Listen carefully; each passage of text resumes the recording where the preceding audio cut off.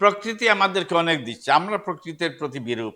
নদীকে বাদ দিচ্ছি, ভারত ফারাক্কা বাদ দিয়ে পানি মেরে দিচ্ছে, তাইলে এখানের মধ্যে আমাদের সিলটেশন যেটা খুব ফ্লোটা কমে গেল, তাহলে টাইডাল যেগুলো ইনফ্লাক্স আছে স্যালাইনিটি ইন্ট্রুশন হয়ে যাচ্ছে।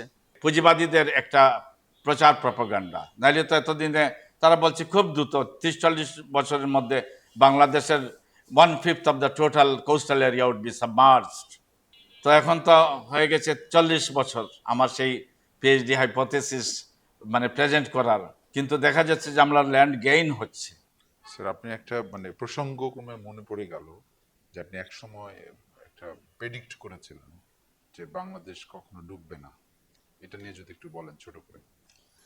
বাংলাদেশ ডুববে না, এটা হলো কি যে আমাদের যারা যে global climate change, global warming, sea level rise, এগুলো গবেষণা করে আজ থেকে 40 বছর আগে, তখন আমি পিএইচডি করছিলাম।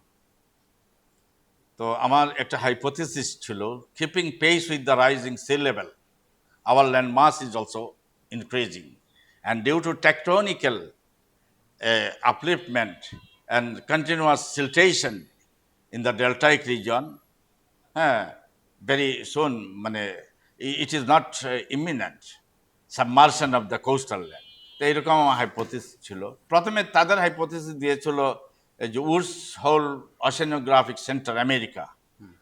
তো আমি দেখলাম যে এটা কি করে, এটা একটু সাইন্টিফিক জিওমরফোলজিক্যাল, হাইড্রোলজিক্যাল, ওশানোগ্রাফিক্যাল এক্সপেরিমেন্টেশন। তো এইগুলো করে দেখলাম না, এদের কথা ঠিক না, ডুববে না।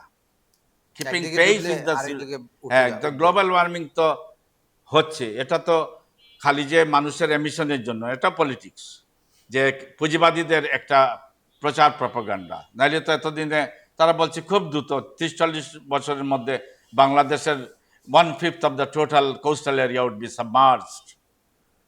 তো এখন তো হয়ে গেছে 40 বছর আমার সেই পিএইচডি হাইপোথেসিস প্রেজেন্ট করার, কিন্তু দেখা যাচ্ছে যে আমরা ল্যান্ড গেইন হচ্ছে। একদিকে ডুবছে আরেকদিকে এক্স্যাক্টলি। আমাদের ধরেন যখন প্রথম আমরা স্বাধীন হই 1947 সালে, তখন 1954 সালে ফার্স্ট সেন্সাস হয়, তখন আমাদের পপুলেশন ছিল 5 কোটির মতো, আর 54,000 বর্গমাইল ছিল।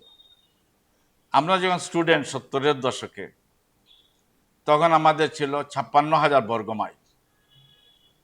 তারপর হলো যে সাম্প্রতিক যেসব এই সেন্সাস হয়েছে বা আমাদের যে সার্ভে হয়েছে, আমাদের এখন ল্যান্ড হলো কি +- 57,000 বর্গমাইল। এর মানে প্রত্যেক দশকে several hundred square kilometers মানে আমরা এখানে ল্যান্ড রিক্লেম করছি।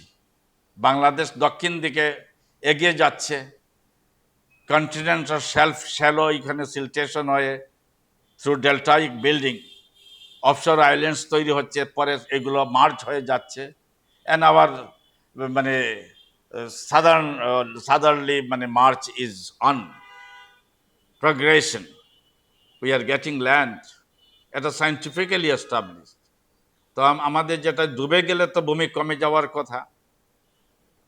তো এটা আমি প্রথমে এই যেটা তো সাইন্টিফিক পেপার, আমি এটাকে সহজ করে পত্রিকায় ছাপিয়েছিলাম দেশবাসীর জন্য। তখন দেশ সবাই আশান্বিত হয়েছিল। তো এসব প্রকৃতি আমাদেরকে অনেক দিচ্ছে, আমরা প্রকৃতির প্রতি বিরূপ। নদীকে বাদ দিচ্ছি, ভারত ফারাক্কা বাদ দিয়ে পানি মেরে দিচ্ছে, তাইলে এখানের মধ্যে আমাদের সিলটেশন যেটা খুব ফ্লোটা কমে গেল, তাহলে টাইডাল যেগুলো ইনফ্লাক্স আছে স্যালাইনিটি ইন্ট্রুশন হয়ে যাচ্ছে, আবার সিল্টগুলো সরে যাচ্ছে না, ফ্লাডের সময় সিল্ট আসছে, নদী অগভীর হয়ে যাচ্ছে। তো এইগুলো অনেক একটা কমপ্লেক্স সিস্টেম অ্যাপ্রোচে গবেষণা করার বিষয়। তো এখন তো বয়স হয়েছে, তারপরে আমি এগুলো গবেষণা করাচ্ছি। আমার ছেলেমেয়েরা দেশে বিদেশে তারা পিএইচডি করছে, শিক্ষকতা করছে, বিভিন্ন গবেষণা সংস্থায় কাজ করছে। তো এই একই লাইনে আমি যেহেতু জিওমরফোলজিতে সুপারভিশন, আমার ম্যাক্সিমাম কাজগুলো হলো কনসেন্ট্রেশন জিওমরফোলজি।